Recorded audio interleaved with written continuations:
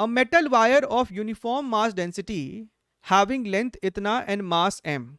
तो भैया तुम्हारे पास एक वायर था, तुम्हारे पास एक वायर था इस प्रकार से, और इसका जो मास था ना दैट वाज योर m, और इसका लेंथ l था। लेकिन तुमने इस वायर को क्या किया, तुमने इस वायर को बेंड कर दिया सेमी सर्कल के फॉर्मेट में। तुमने इस वायर को बेंड कर दिया सेमी सर्कल के फॉर्मेट में। ठीक बात है सर, ठीक बात है सर, बहुत ही बढ़िया। तो ये जो आपका सेमी सर्कल है, इसका मास तो m है, इसका रेडियस कुछ r होगा, और वो रेडियस का रिलेशन हम l के साथ लिख सकते हैं। पेरीफेरी कितना हो जाएगा, पाई r, और पाई आर ही कितना है आपको, एल के बराबर है।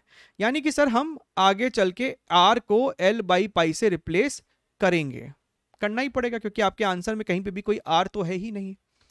अब तुमने क्या किया, तुमने इसके सेंटर पे एक स्मॉल मास एम रखा हुआ है, तो हमसे बोल रहा है कि भैया ये वायर जो है स्मॉल एम पे कितना फोर्स लगा रहा है।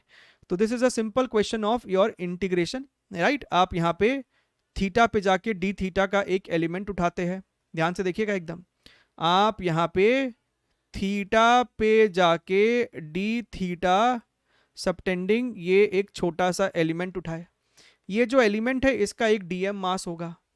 क्या होगा इसका डीएम मास, तो भैया हम यहाँ पे देख सकते हैं कि आपका जो ये डीएम मास है that is equal to mass per unit length which is your m by L multiplied by length. इस एलिमेंट का लेंथ कितना होगा, r d थीटा।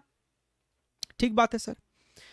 अब ये जो एलिमेंट है वो इस मास पे एक पुलिंग फोर्स, राइट, एक अट्रैक्टिव फोर्स लगा रहा होगा इस डायरेक्शन में।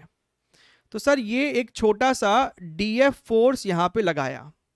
अगर तुम ध्यान से देखो तो इस df फोर्स का अपने को दो कंपोनेंट है, एक हॉरिजॉन्टल कंपोनेंट ऐसा और एक वर्टिकल कंपोनेंट ऐसा। This is your df cos theta, और ये आपको हो जाएगा df साइन थीटा। लेकिन मजे की बात यह है कि जैसा एलिमेंट यहां पे है सिमेट्रिकली, अगर तुम यहां पे दोबारा से एक एलिमेंट लेते हैं तो ये एलिमेंट भी इसके ऊपर सेम फोर्स df लगाता, और इस df का भी एक कंपोनेंट वर्टिकल आता, एक कंपोनेंट हॉरिजॉन्टल आता। तो बात यह है कि हॉरिजॉन्टल कंपोनेंट आपको बार बार कैंसिल होता जाएगा इधर वाले और इधर वाले एलिमेंट की वजह से, विच मीन्स आपका जो फोर्स आएगा ना वो सिर्फ वर्टिकल कंपोनेंट को इंटीग्रेट करके आएगा। पॉइंट ये है कि अगर तुमको मन करता है तो df cos थीटा को करो इंटीग्रेट, लेकिन ये जीरो ही निकल के आएगा, तो क्यों कर रहे हो। यानी कि आपका जो नेट फोर्स होगा that is equal to integral of df sine theta, df sine theta, जहां पे df कितना है, g m1 m2 divided by R square, और ये तो है ही आपका साइन थीटा। हाँ जी sir, so this is equal to your G M by R square तो है मल्टीप्लाइड बाई डी एम, और डी एम की वैल्यू इतनी थी M R by L, D theta है तो साइन थीटा के बाद डी थीटा भी लिख देंगे। तो सर अगर हम यहाँ पे ध्यान से देखें तो मेरा एक आर जो है वो इस स्क्वायर को काट रहा है।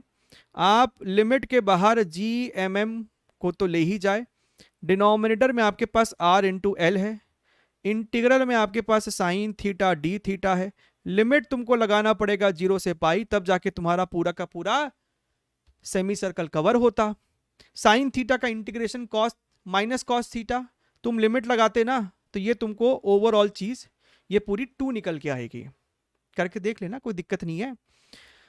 तो ये आपको निकल के आ रहा है 2gmm divided by l into R, और r आपको होता है l बाई पाई। तो देखोगे अगर तुम तो कौन सा ऑप्शन मैच कर रहा है, क्या तुम्हें ऑप्शन नंबर 4 मैच होता हुआ नहीं दिख रहा। ठीक है, बढ़िया है सर,